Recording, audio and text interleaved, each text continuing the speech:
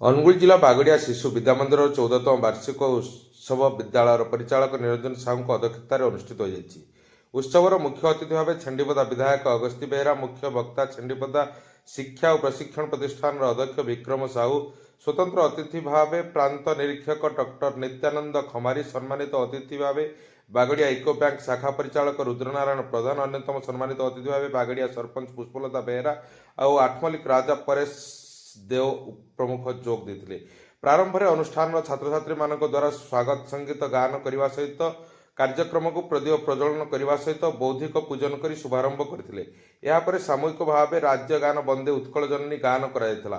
ଏ ଅବସରରେ ମୁଖ୍ୟ ଅତିଥି ଶ୍ରୀ ବେହେରା ଛାତ୍ରଛାତ୍ରୀମାନଙ୍କୁ ଉତ୍ତମ ଶିକ୍ଷା ଓ ସଂସ୍କାର ଦେଇ ଗଢ଼ି ତୋଳିବା ସହିତ ଛାତ୍ରଛାତ୍ରୀଙ୍କୁ ଡିଜିଟାଲ ଶିକ୍ଷା ପ୍ରତି ଆକୃଷ୍ଟ କରିବା ପାଇଁ ପରାମର୍ଶ ଦେଇଥିଲେ।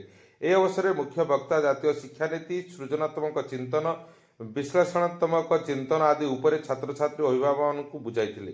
ସଭା କାର୍ଯ୍ୟ ପ୍ରାରମ୍ଭରେ ପ୍ରଧାନ ଆଚାର୍ଯ୍ୟ ମାନସନାଥ ଅତିଥିମାନଙ୍କର ପରିଚୟ ପ୍ରଦାନ କରିବା ସହିତ ସ୍ୱାଗତ ଭାଷଣ ଦେଇଥିଲେ।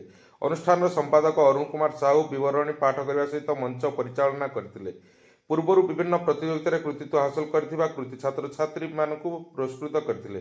ଉତ୍ସବରେ ଅନୁଷ୍ଠାନର ସମସ୍ତ ଗୁରୁଜୀ ଗୁରୁମା ଉପସ୍ଥିତ ରହି ସହଯୋଗ କରିଥିଲେ। ଶେଷରେ ଅନୁଷ୍ଠାନର ଛାତ୍ରଛାତ୍ରୀଙ୍କ ଦ୍ୱାରା ବିଭିନ୍ନ ସାଂସ୍କୃତିକ କାର୍ଯ୍ୟକ୍ରମ ପରିବେଷଣ କରାଯାଇଥିଲା।